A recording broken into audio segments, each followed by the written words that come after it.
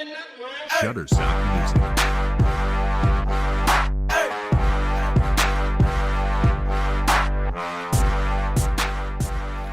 Good evening, ladies and gentlemen, and welcome. Welcome to another episode of Black College Experience. I am Derek Thomas, one half of your Black College Experience team in Baton Rouge, Louisiana, and we have with us in Atlanta the founder of Black College Experience, the one and only Keisha Kelly. Hi, everybody. What's going on this Sunday night? Oh, goodness, another week wrapped up. It's really warm in Atlanta. I don't know if it's that warm in Baton Rouge, but it's like 80-some degrees here. It's really, really warm here. Our weather is crazy. One day it's hot, one day it's cold, one day it's raining, one day it's windy. Then it's hot, cold, raining, windy, all in the same day at the same time throughout the whole day. That is so true. We got to take our vitamins here to make sure we don't get sick down here. That's true. Crazy weather. That's so true. So, yes, indeed. But we are marching right along through the spring. In April is WrestleMania Sunday. And of course, I don't know if you're a wrestling fan, Kels, but I am. I watch WrestleMania because after we get through the night, I'm going to tune in and check it out.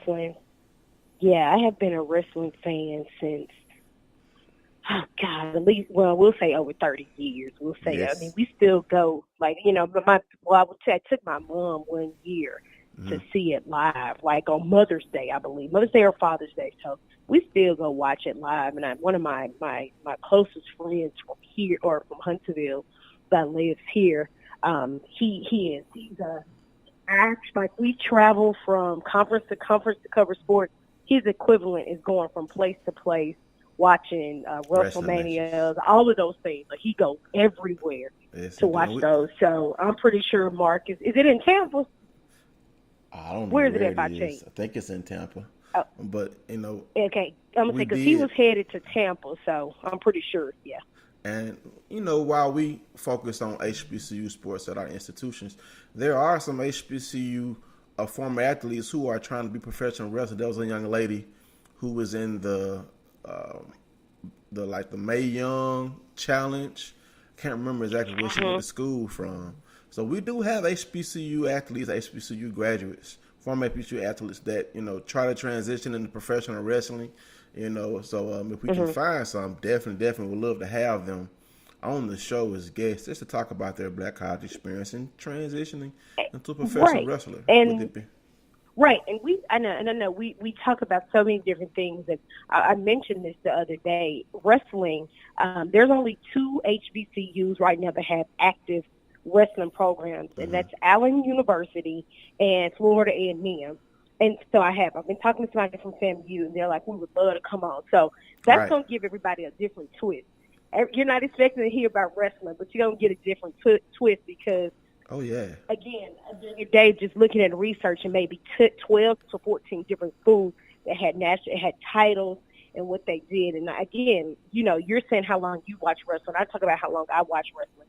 Everybody doesn't watch wrestling, but there are a lot of people that truly do, and people that truly still believe it. And of course, we have our favorite wrestlers and people that we really like as children. So, it's becoming one of those things where it's more and more people actually liking that sport.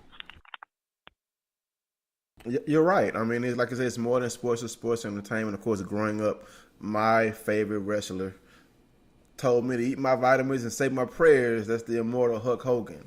And yes, he's still my favorite wrestler, even though he's over the hill, retired, may make a special appearance, but he's still my favorite wrestler of all time. And right behind him is Stone Cold.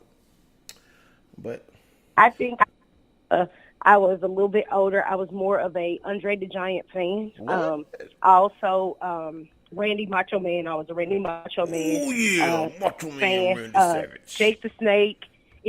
All dated, just all really, really dated sports. And of course, everybody was a Hulk Hogan fan, but these are all really dated people that you watched a long time. And then I guess coming into like some future times, I don't know if you remember the Boogeyman with the snakes coming into more futuristic times. The Boogeyman, he ate worms. Yes, he did a really great presence. And then of course the Undertaker, these are like, of course, more present. But you know, now I'm just kind of like, I'll flip it on. I don't see it as much as I used to, but you know, it is. It's just entertainment now. Yes, that's what it is. But, you know, on to the business of the day. First thing I want to talk about, Kills, is the HBCU representation in the Naismith Basketball Hall of Fame. We do have some HBCU contributors being inducted. The first HBCU inductee I want to talk about is Tennessee A&I, teams of 1957 through 1959. With Hall of Fame coach John McClendon at the helm, these teams of 1957, 58, and 59 were the first to win back-to-back championships in any college division. Known for their fast-breaking and extreme discipline, they dominated their opponents with high scoring and smothering defense. Led on the court by John Rabbit Barnhill and Dick Barnett, the team also broke social barriers as they traveled to national tournaments and challenged segregation. You may now know Tennessee A&I as Tennessee State University. So this is something new to me. I never knew that, Kills. And you know, with me being a history person, this is awesome history to learn about, being inducted into the Naismith Basketball Hall of Fame. Tennessee A&I, now Tennessee State. It's news to me as well. I never knew anything about it. And then it's always good to dive into where you can look back and see a name change. When I see the name changes, I know it's old. Yeah. You talk about what you were into what you are now. So it's like, okay, the name changed, so you know it's really dated. And it's a possibility you could have easily read past it and saw something. Now, I have known that. I knew that Tennessee State had a name change. That I did know. But as far as the basketball standpoint, no. And it's really great information. It's dated. It's really great information. Really great history. And Right. I'm sure, as sure as we didn't know about it, it's a lot of other people that did know about it. Yes. So, and next up is Al Adams, as a contributor, a native of New Jersey. Adams followed his collegiate career at North Carolina A&T by joining the Philadelphia Warriors, now the Golden State Warriors, from 1960 to 1971 as a player. Since then, he has held numerous roles in the franchise, including coach 1970 and 83, team executive, and ambassador to the community. He led the organization to an NBA championship in 1975 and is one of the 5 Warriors to have his number retired. Adams has been with the Warriors in one capacity or another for nearly 60 years. And in 2014, Adams received the Bond Lifetime Achievement Award from the Basketball Hall of Fame, and now he's inducted. Up next is Charles Chuck Cooper as a player. Recognized posthumously, Cooper was born in 1926 in Pittsburgh and played collegiately at West Virginia State University before being drafted in the Navy. He returned to school at Tuskegee University from 1946 to 1950, where he was an All-American in 1950 and the first African-American to play in a college basketball game south of the Mason-Dixon line. He briefly joined the Harlem Globetrotters upon graduation and soon after was the first African-American to be drafted by an NBA team, Red Auerbach's Boston Celtics. The NBA color barrier was broken in 1950 by Cooper, Earl Lloyd, and Nat Sweetwater Clifton. So more HBCU history, even though he didn't get a chance to finish his career at West Virginia State, which I'm pretty sure he would have if not being drafted by the Navy. Thank you for your service, Mr. Cooper. I mean, he still blazed a trail for African Americans, Kels. Which, the funny thing that you mentioned is when you start talking about Golden State, before it was Golden State, I guarantee you that another great statistic, I guarantee you it's a lot of people that didn't even know about that. You have new age people that start following teams, and you got a lot of people. Now, if you got somebody that's probably, a little bit older, I'm sure they knew. But somebody that's just now following the team, I'm pretty sure they didn't know prior to. And as the time goes on, HBCUs, we continue to not only break grounds and foundation has been laid, but we continue to make improvements. We continue to to set standards. We continue to change the face of sports, and we continue to do so many things in athletics. And it's so funny when I hear people say, oh, well, we draft or we recruit 60, 70 people to y'all one or two. Those are the times, but the times are changing. We took a one or two persons at one time. Now, if we get 5, 6, 10 people, we're like, okay. So the times and the tides are changing, but it's always good to go back and see where you started, so you can definitely see where you're going. Right. And while we're on basketball, last week we talked about the fantasy that I was having of 2 HBCUs competing for the championship of the College Insider postseason tournament. Unfortunately, that dream was destroyed. I have the scores here. And that valiant seasons, Hampton fell to Marshall 80-78, and Texas Southern fell to Green Bay, Wisconsin 87-86 in overtime. I mean, these 2 HBCUs, probably no one thought they would make it past the first round. They came within a total of 3 points of playing each other in the finals, Kels. I mean, that just shows you the level of basketball we have. No, we can't compete with the Dukes and Zions right now, but we can compete with some of the bigger schools who they don't think we can compete with. So, congratulations to Hampton and Texas Southern on representing HBCUs very well in this tournament. Very, very well respected. Very well respected on every level. Again, I talked about this last week and maybe the week before, and the message is still the same. So many people talked about Hampton going to the Big South and how bad it would be, but again, we see that it's been a pretty good ride so far. So, to see them do what they do they had a great run.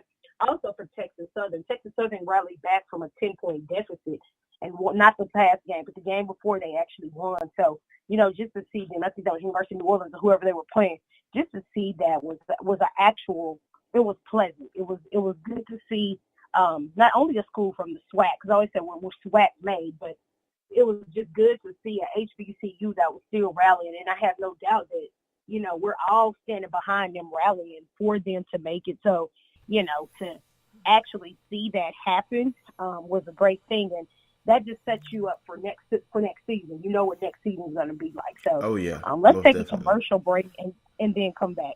All right, we'll be right back with more Black College Experience in 31 seconds.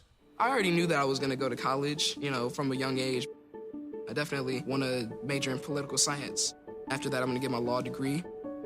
Then I'm going to come back to Detroit, boost the economy, become the mayor or something, try to make the situation better for other people. I feel like I owe it to the city. I'm determined. It's gonna happen. My name is Justin, and I am your dividend. All right, we're back with more Black College Experience. And Kills, while we were just talking about Hulk Hogan, he just made an appearance on WrestleMania, so I'm over here geeked up.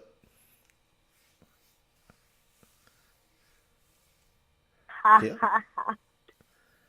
But the last little bit of basketball news that I want to squeeze in before we move on to spring sports. I saw Patrick Perry tweet about this, the 3-on-3 hoops tournament. Did you see that, Kels? I don't think so. Equis? I don't think so. Well, it's a 3-on-3 tournament from, with different conferences, a mixture of schools, and the MEAC and the SWAC were both represented. Derek Jamerson from Norfolk State, Kevin Larkin from Delaware, Justin Ravenel from FAMU, and Lamar Morgan from Coppin State represented the MEAC. And the SWAC were represented by... I did see that. Yeah, were represented by Sidney Umude from Southern, Martavis McKnight from UAPB, Jeremy Combs from Texas Southern, and Gary Blackson from Prairie View. Now, I don't think our HBCUs fared very well in this tournament, because when I saw a preview of the records, I think the MEAC was 0-3 and the SWAC was 0-1. But when the round of 16, the SWAC nor the MEAC were in the round of 16. So it looks like we got eliminated. But it's good to see our athletes being able to compete on a national stage. And I think this was good exposure for our HBCUs and definitely good exposure for these young men, as these are all seniors and they're going to be looking to try and carve out a pro career in the NBA, the G League, or overseas.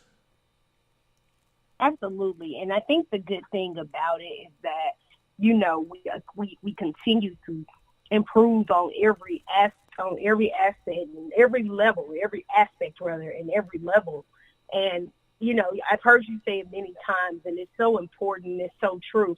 People think the only way to go pro is to go NFL or go NBA. It's so many leagues, MLB, it's so many levels to football, baseball, basketball, whatever sport these days.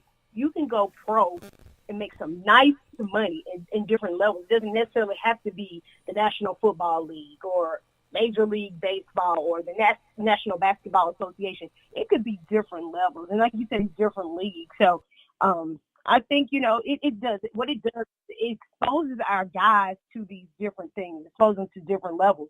And I say that because we know coming up again this summer, around the time we do the top 50 basketball camp. And, you know, that's where the SWAC and the CIT are represented, and you get the top players, guys that are represented there. They do that camp, and they have, you know, former players, former coaches out of the NBA come and basically teach them skills and different skill sets, and they shoot around over here at Morehouse. So I think it's a really great thing.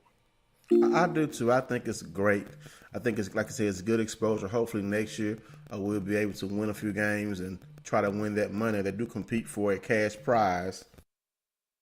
So it would be nice to see our HBCUs alums be able to win that money and then go on and carve out professional careers in basketball.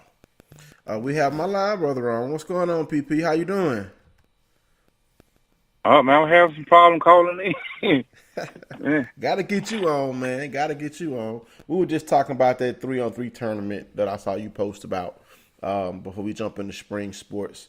But before we jump into spring sports, you have some news to, you know, to talk about as far as in Illabena, and some valid news that we want you to spread. So go ahead and talk about the 2 tidbits of news that you have to share.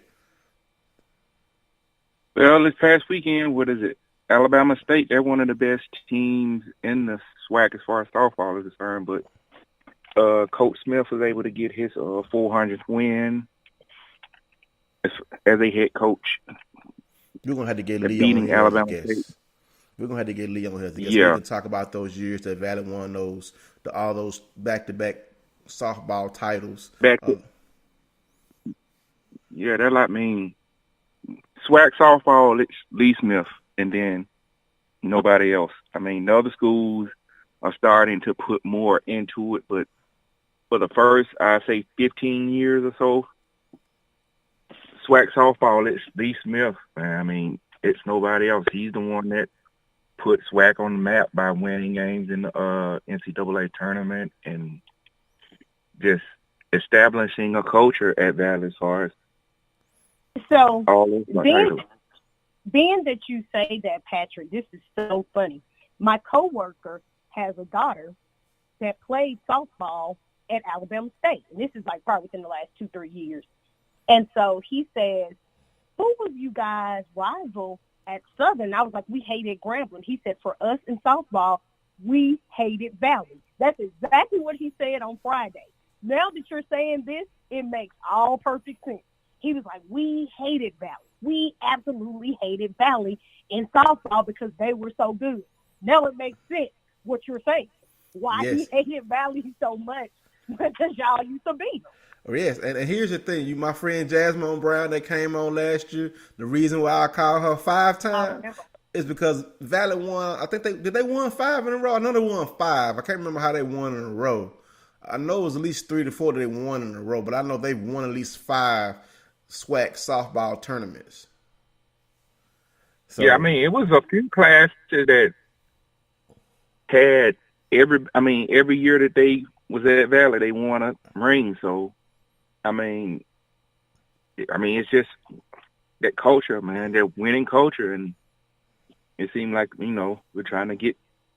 It's a slow process of getting back there, but then again, it's about everybody else is investing more into their into their softball, and trying to caught up with that.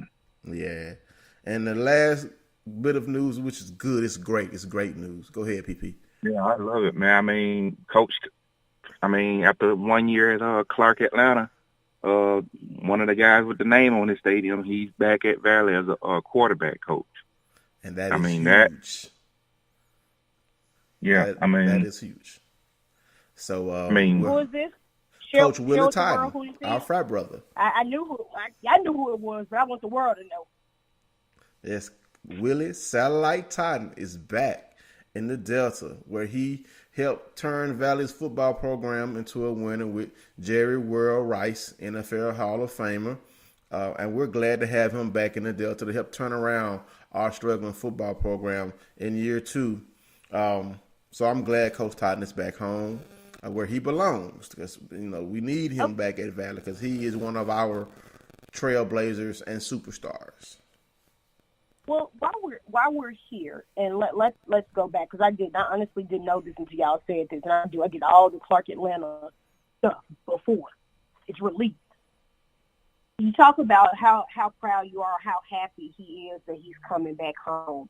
What impact do you think he's going to have on the school as a whole, on the football team as a whole, on the football program? What impact do you think he's going to have in basically turning this football team around into being something better, even potentially great this season? And then the second question would be, we're continuing to see a decline at Clark Atlanta. Talk about, and it's like I'm interviewing y'all, talk about what you feel like the decline is with Clark Atlanta, because there's a lot of turnover at Clark Atlanta. Well, last week we talked about the new head coach at Clark Atlanta, Coach Bowens. And, after Coach, I think he was at Alabama A&M as the offensive coordinator. And then he went to Clark. Yep. And then, after Clark, decided to make a change in head coaching. I don't know if he was up for that job or not at Clark, but, I think it's going to be good for Valley. I mean, because of who he is to the community.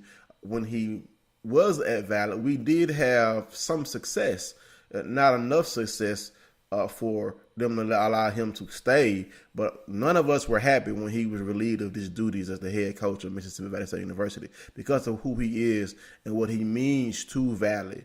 Because since he's left, we haven't really had much success.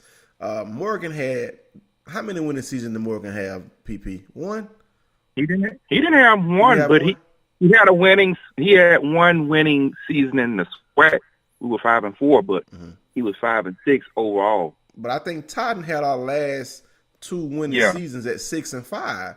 So back to back. Up until the point that he left, he had showed improvement, more than his predecessors, and definitely than anyone who's come after him. So I don't know if Coach Dance is going to feel a little threatened having Titan on the staff. I don't think so. I think Titan is happy to be home at Valley. I would love to see him be a head coach again. I just want us to be successful on the football field and beat Jackson State and beat Southern and beat Alcorn. Had to throw that in there. Okay, so you should probably start with Jackson State and then just settle for Alcorn and Southern at a later date. We start with Jackson State, start with them. Just get us later. But no, I think just get us later. But I honestly think, a change is definitely needed. A change is good. And again, I talked about it. I said we're seeing a lot of turnover with Clark. It's a lot of turnover from football, basketball. We see the difference in the coaches. Football coach. We see a new football coach. Last year, they lost both men's head coach and men's assistant coach in basketball. They made a change with a new women's basketball coach. That change is coming once again. So it's a lot going on for Clark, and I don't know how detrimental that can be to students that have played for that team or been at that school in that program for 4 years, and you keep switching coaches and you keep switching every year. And so it's hard to adjust to that as a student if you're getting a coaching change every year. It's just hard to adjust to. I agree with you. In order to build a winning program, you have to have some consistency in who's coaching, on who's teaching the student athlete. So hopefully with these next new batch of hires, CAU can get some stability as far as coaching and teaching their athletes how they want to perform and execute. Because when you keep changing coaches, I mean, it's possible you may have some success, but having sustained success, you can't have that change in coaches every couple of years. You just can't have it. Correct. So, but on to the business. First up, NCAA bowling. We had 3 HBCUs competing for the NCAA bowling championship, and our SWAC champion, Prairie View, saw his season come to an end after a hard-fought loss to Stephen F. Austin in the open round of the NCAA bowling championship. The Lady Panthers fell to the Lady Jacks, who came into the tournament ranked number 6 in the season, 1,058 to 1,462, and we had a little bit of HBCU versus HBCU violence in the other NCAA bowling event by HBCUs. Mount Eastern Shore defeated Bowie State 2-0 on Saturday in the open round of the tournament. The Hawks advanced to the national tournament on Thursday, which will be April 11th through the 13th in Wickliffe, Ohio. They will face the number 2 seed McKendree on Thursday. The match will be streamed live on NCAA.com. So, Maryland Eastern Shore, it's the lone HBCU standing. So we need to all get behind Maryland Eastern Shore to hopefully they can bring that NCAA National Championship in bowling home, Kels. I do. We don't talk about Maryland Eastern Shore as much as we should because we just totally don't. But I'm hoping they can. Again, bowling is one of those things. I went bowling on Friday, and that's definitely not my sport. But bowling is one of those sports a lot of people really don't pay attention to. But I don't know how it was when y'all were in school. But when I was in school, I had so many classmates that were on the bowling team. I remember one girl, I want to say she came from Alaska or something. They were on the bowling team. And people really don't look at the bowling team, but those are scholarships. Those are straight scholarships. Oh, yeah. All scholarships. Oh, yeah. I mean, it's a way to get you an education.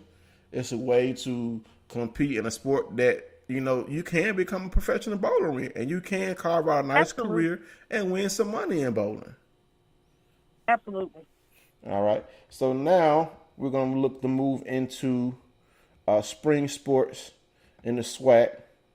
Also, before we go into that, got to talk about this. This is good. Me, Kels, with me and PP being community service guys. Your SU Lady Jaguars, this was the soccer team. They were honored by the Athletes for Hope. The Athletes of Hope University program announced the AFHU Athlete Coaching Team of the Year in its inaugural program is Southern University, Kels. Southern University volleyball player, it was volleyball, Aurelia Hall, as well as a soccer head coach, Jeremy Fontenot, and the Jaguar soccer program were honored in Baton Rouge. So that's great. I mean, that shows you that, HBCU athletes are performing in the classroom, on the athletic fields, and in the community, Kels.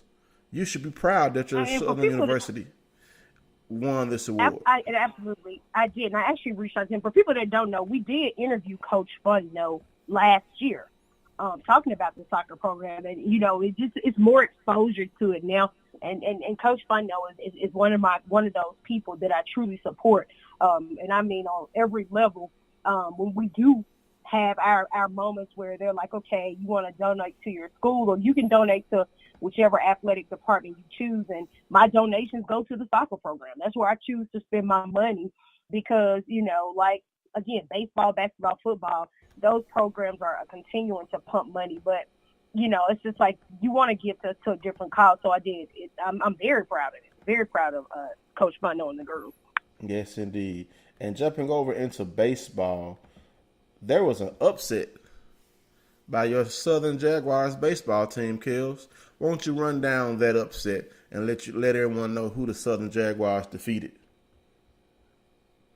So it looks like my Southern Jaguars did beat University of Memphis on Friday, 6-1. You know, Coach is really running things right now, and you know, I'm trying to get in contact with him to see about a possible interview. I have talked to the person that's in charge of setting up interviews at Southern about, you know, possibly getting him on the show. And right now, Southern is making a run in baseball. We're making a run in the SWAC right now, and I'm really proud to say, because we've been in situations where we've been good, and then we fail, and then we'll come back, and then we'll go back down. And some of these recent years, just as recent as last year, the year before, I said the last 2 years, Southern has really struggled to get back into the culture of baseball as a whole. And we know, coming on the heels of, you know, Coach Kadar retiring and making those changes, Coach is really doing some great things. Coach Jackson's doing some really good things over at Southern. I'm really excited to see what Tuesday's going to be like as we do take on the LSU Tigers at Southern. And, you know, it's so funny because we were like, oh, you know, do you think we'll win? Well, here's the thing. When I was in undergrad, we beat LSU. And there's been a couple of other instances where we beat LSU. So, you know, it'll be good to see. Beating Memphis 6-1, that's a lot. That's a lot of running, a lot of moving. And the thing is that the score was 1-1. So I think maybe in the top of the ninth or somewhere is where they scored the five additional runs. That's where it happened. So again, anything can happen. Anything can happen.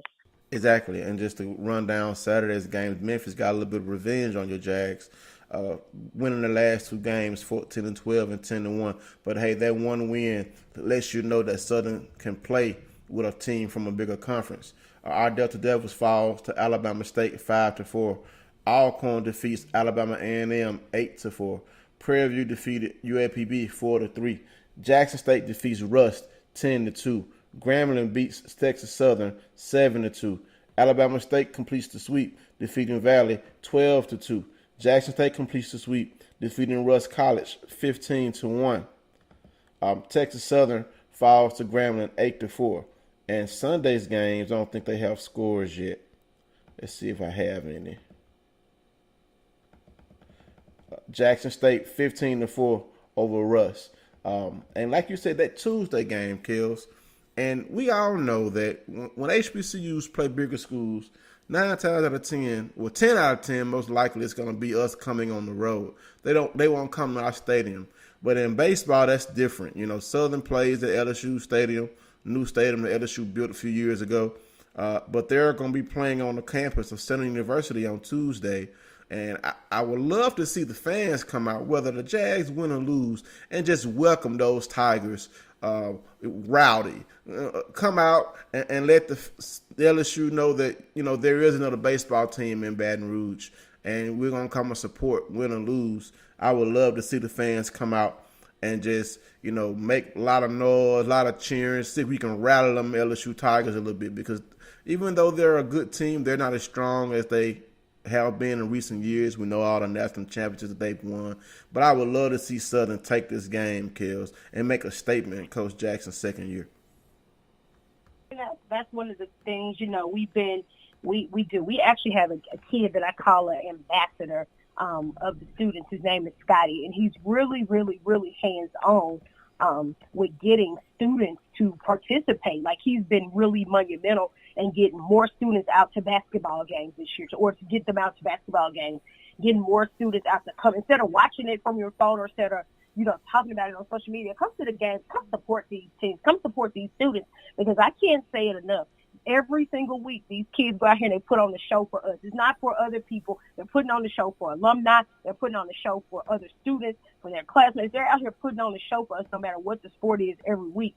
And as alumni, I can say we owe it to these kids that they're coming out to put on the show to at least support them. So not just for bigger games, but for games per se.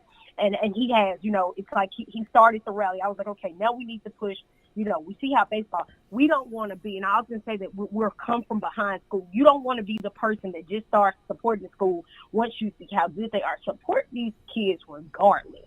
Get out there and support the kids. Even if they do lose 10 times, go out there and support them, because once they win and you try to hop on the bandwagon, it's like, well, where were you at 10, 20 games ago? Support Yes, them when they indeed. lose and support them when they win. You're right. And that's to run down the standings in the SWAC in the East. Alabama State 10-3, Alabama A&M 8-6, Jackson State at 500 at 6-6, Valley at 5-9, Alcorn at 4-9. In the West, your Jaguars are still leading with a 10-2 record, followed up by Grambling State at 9-6, Prairie View at 7-7, Texas Southern at 7-8, and UAPB at 2-12. Before we jump over to softball, the SWAC players of the week, the pitcher of the week out of Alabama A&M is Michael Hovermill, and the hitter of the week is Hunter David out of your Jaguars, Kels. Again, we're still making that move in baseball, still making that move, and I'm just excited to see what's going to happen. What I don't want them to do is get nerves and the jitters and thinking because it's LSU you can't do it. No, you go in there, you play them just like you play any other team. Right. And while I'm thinking about this, PP, before we jump over to softball, I saw a post, and let me know if this is correct. Our band director, legendary former band director, Dr. Tramiel passed away, correct? They passed away yesterday morning. Yes, indeed. He was affectionately known as Chief. So, Mr. Tramiel, of course, I wasn't in the band. I met him a few times. But, we know he was a legend in our hearts and minds of students and alumni of Mississippi Valley State University. So rest on, Chief. Rest in heaven. Prayers for your family and for the Mississippi Valley State community and family. Just had to get that in. It just popped in my head. I wanted to make sure I said that when I saw that. Now, in softball, these past weekend's games, Texas Southern defeats Grambling 10-2. UAPB defeats Southern 3-1. Alabama State takes 2 from Valley, and both scores. Well, that's the same game. They got double scores on here for some odd reason. 9-5, and Jackson State loses to Alabama A&M 9-3. And on today's schedule, they had one game, Southern versus UAPB, and due to the rain, it was postponed. SWAC standings in softball. Alabama State leads the East with a 9-2 record. Alabama A&M and Alcorn State both at 6-3. Jackson State at 3-9, and Mississippi Valley State at 0-11. That's incorrect. We know we got the win this past weekend over Alabama State. Texas Southern with a 10-0 record. Prairie View 6-1. Southern 5-6. UAPB 3-5, and Grambling State 2-10. For the softball. And the players of the week in softball are these young ladies.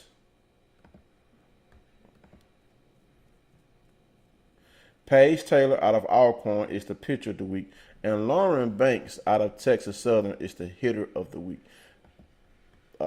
Before we go into MEAC, I want to jump into the CIAA and SEAC in baseball, because last week we didn't get a chance to talk about them last week. Before we jump over to the CIAA and SEAC, anything else in the SWAC you want to follow up with? Oh, no, go ahead. No, that's it. All right. Good news over in the CIAA. We're going to start in the CIAA. Before we talk about baseball, and this guy's always been representing HBCUs.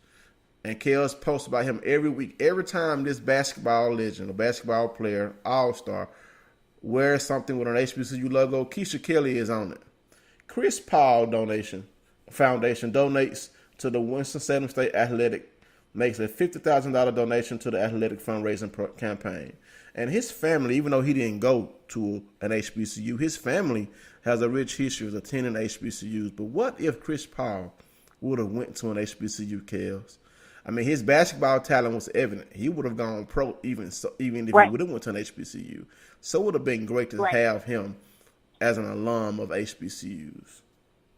And it's so funny because he speaks very widely known about HBCUs, and he talks about how everyone in his family went to HBCUs. He said, I think everybody went to HBCUs except me. And of course, more widespread, when he talks about it, it's more so Winston-Salem State, which, as everybody knows, is also the alma mater of Stephen A. Smith. Oh, yeah. So he does. He talks about it. He mentions North Carolina Central. He mentioned A&T. So everything in that facet he talks about, and he's like, I have much love, much respect for HBCUs. And I think a lot of times that's something that we need to see. And I can't preach this message enough. And I was telling someone this earlier.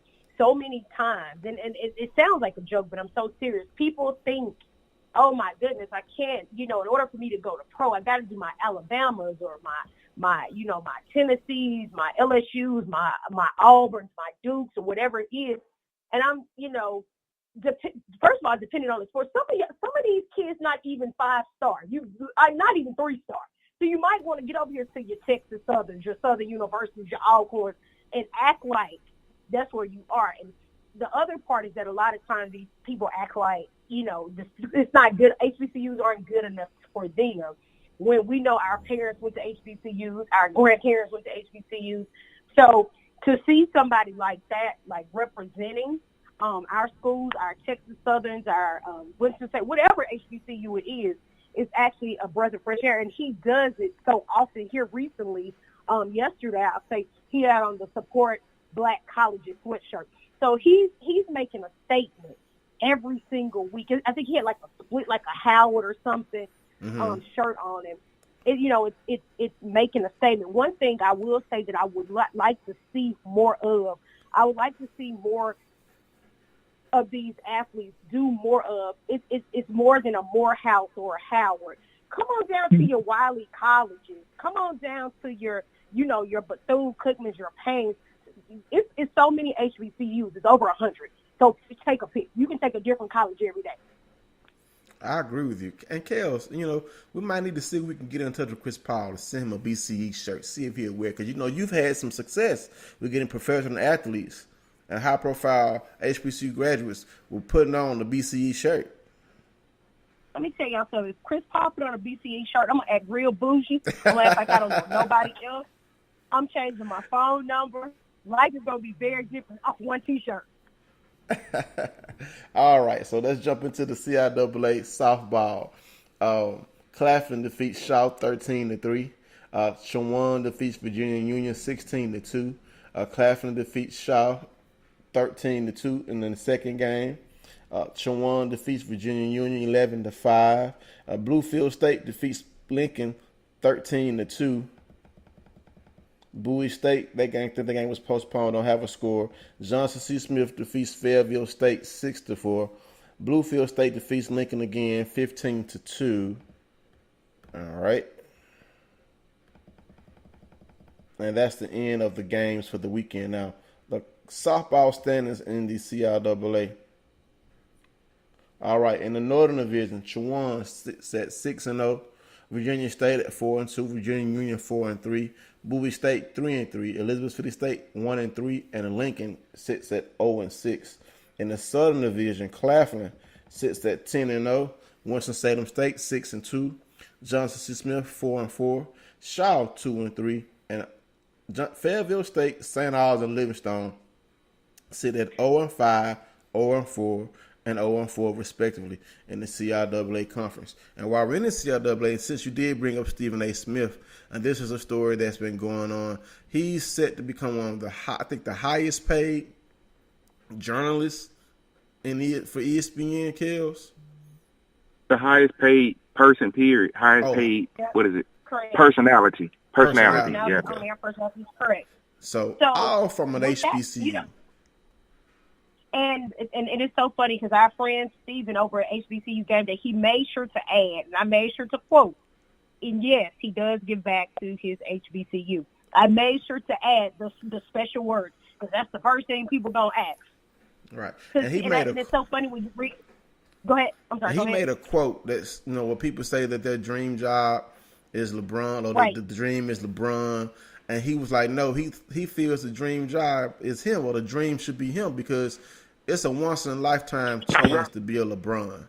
But you can be a Stephen A. I mean, he has worked his butt off. A lot of people don't like Correct. Stephen A because he talks noise. That's his job. That's what he's supposed to do. He's not supposed to agree with you. But from an HBCU, the highest soon-to-be on-air personality at ESPN.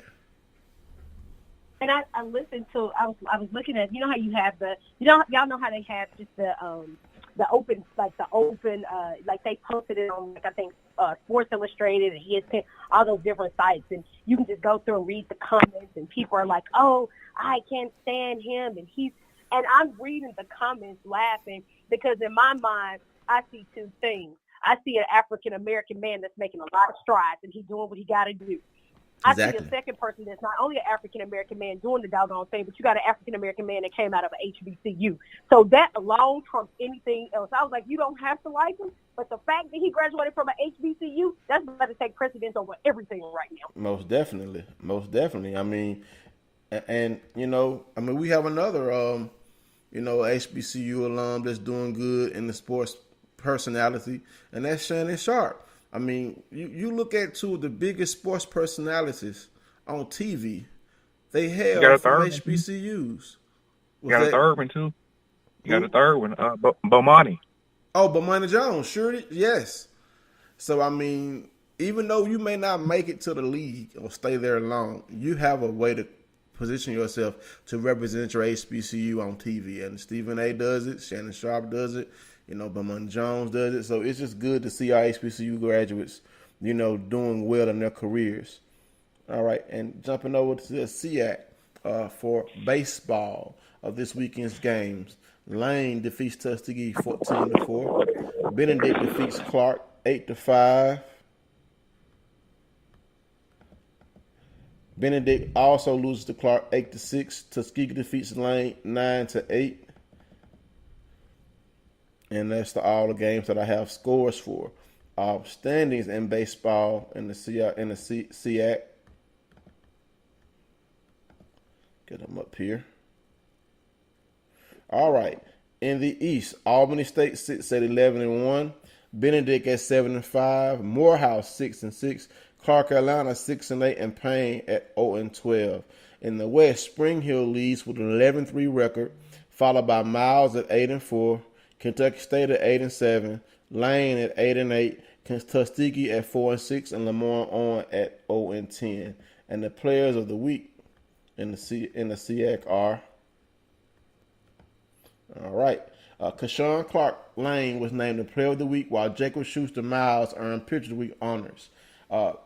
Clark is an infielder, a junior out of Atlanta, Georgia. He led the Dragons' hitting attack that saw the Dragons win 6 games during the week, including a 4-game sweep over Lamar Owens. The pitcher of the week, Jacob Schuster out of Miles, is a 6'4" senior out of Douglasville, Georgia. Schuster tossed a complete game 2-hitter in the Golden Bears' 2-0 win against Kentucky State on Saturday. The hits were only singles. The 6'4" senior pitcher walked 2 and struck out 8, allowing just 1 runner to reach third base. He ended the game by retiring the final 13 hitters that he faced. Congratulations to these young men on their awards. All right, and softball.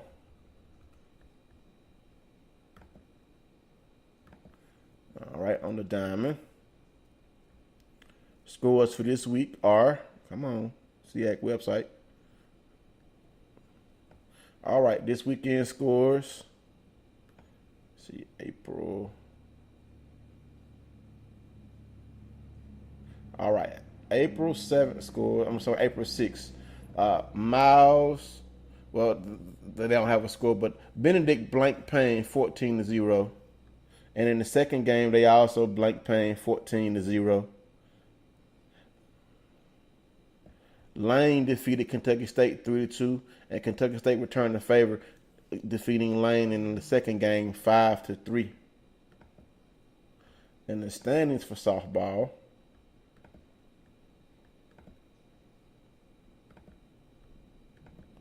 all right. In the East, Benedict sits atop the East with an 11-6 record. Albany State 9-2, Fort Valley State 7-5, Clark 6-6, Payne 0-15. Over in the West, Lane leads with a 9-4 record. Spring Hill with an 8-2 record. Kentucky State 8-5, Tuskegee 4-4, Miles 4-6, Lamont 0-6 with a record of 1-10. And the players of the week in softball. All right. Natalie Bocanegra out of Kentucky State was named the player of the week, while Hannah Brenton out of Spring Hill was named pitcher of the week. Bocanegra hit .875 in Sunday sweep for Lamont on. The California native hit .875, .889, and 1,000 in this past weekend's contest with 5 RBIs, 2 triples, 1 double, and a walk. She also scored 4 runs in the Thoroughbreds 2-0 win over the Magicians. Kentucky State will complete the conference series at home against Lamont on today.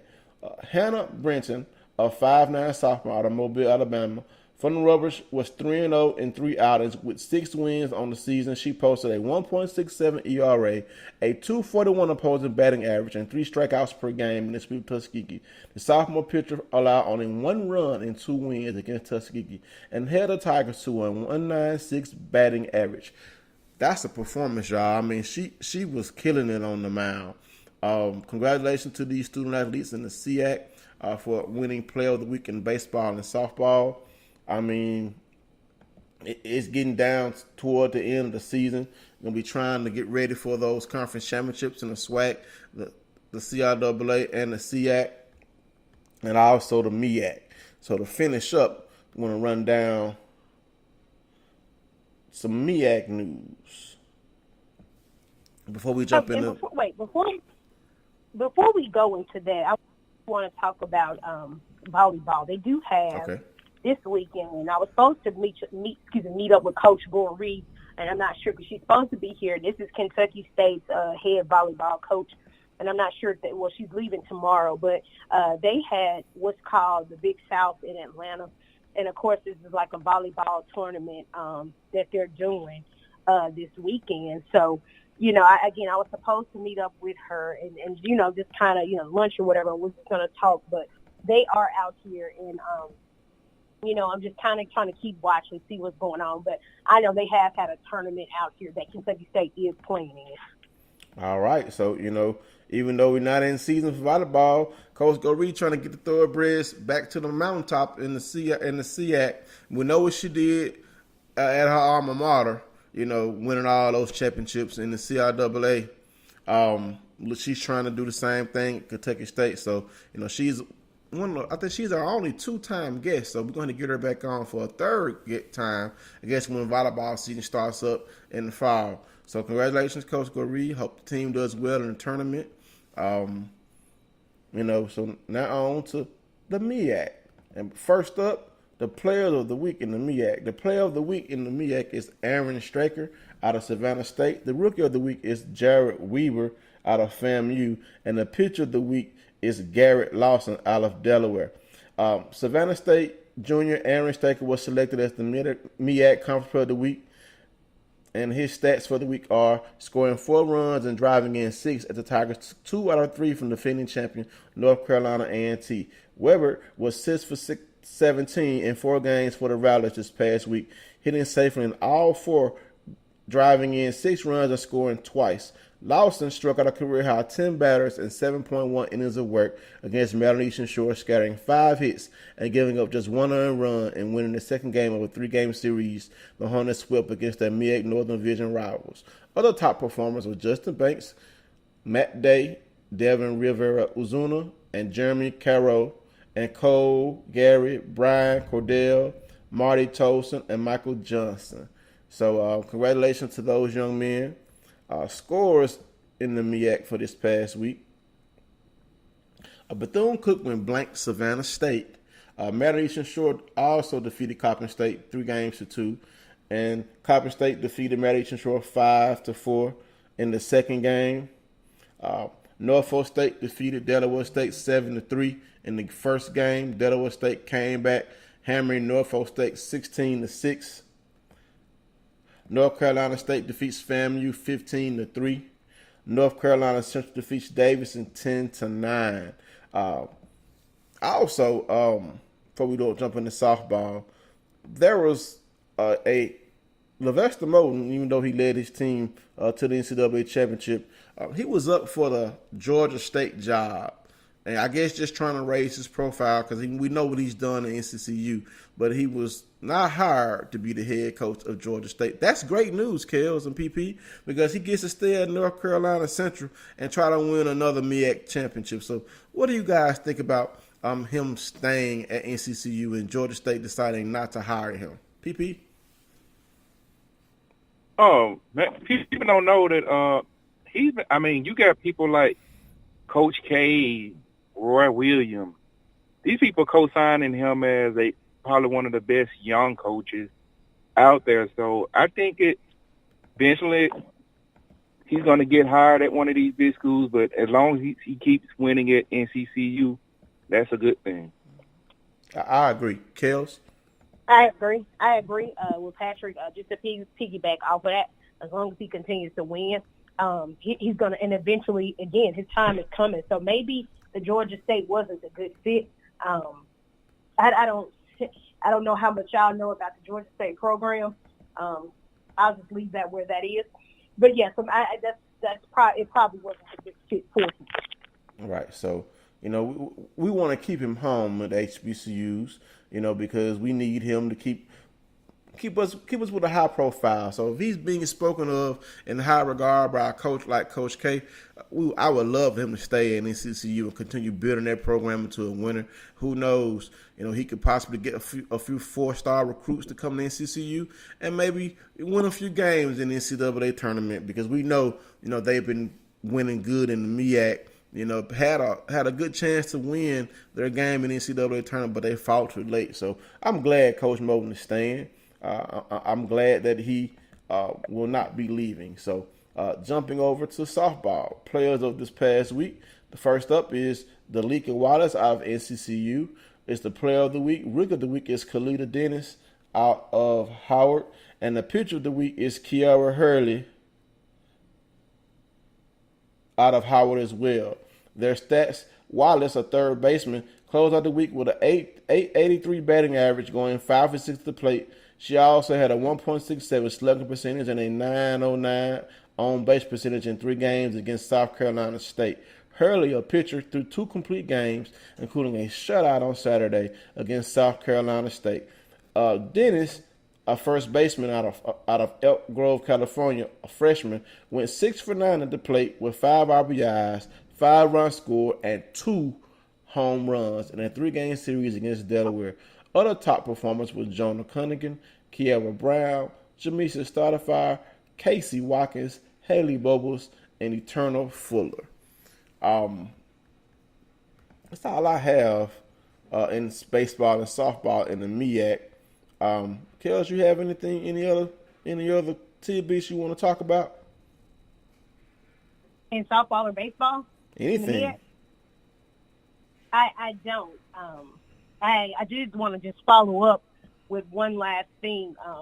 If you don't have anything else, the final thing I did want to follow up with, we've been making some moves, we've been doing some things with Black College Experience. This past week, I did get a chance to sit in on Monday. I did get a chance to sit in with Dr. Kevin E. Jackson, which is interim president of Morris Brown.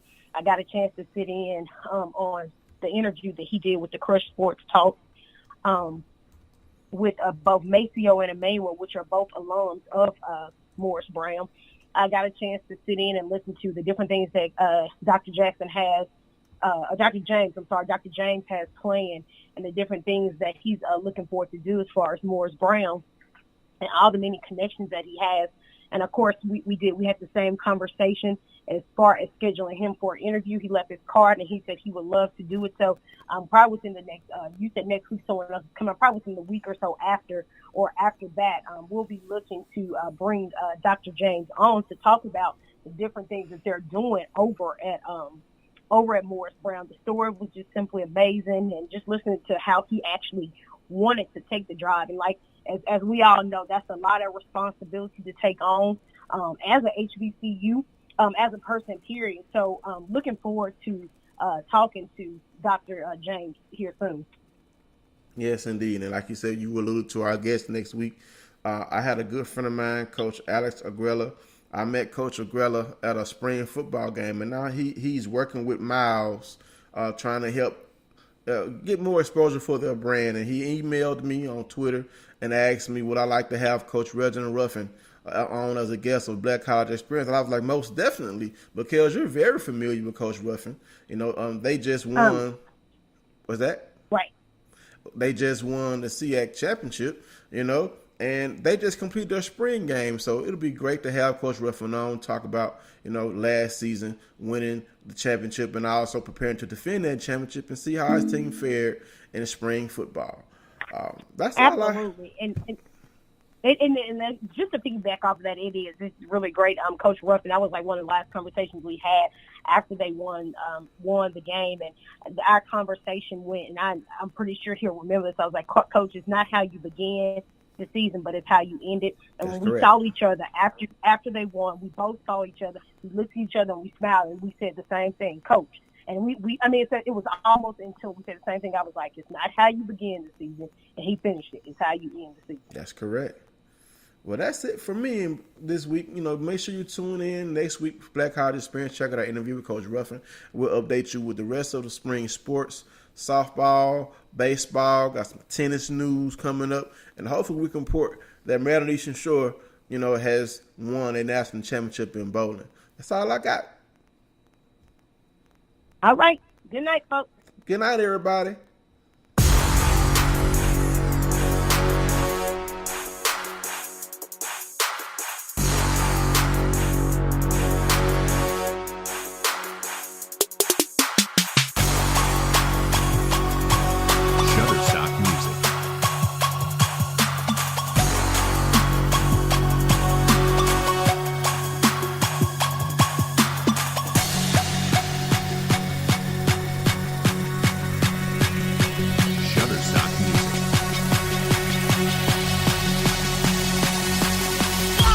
Three, 4.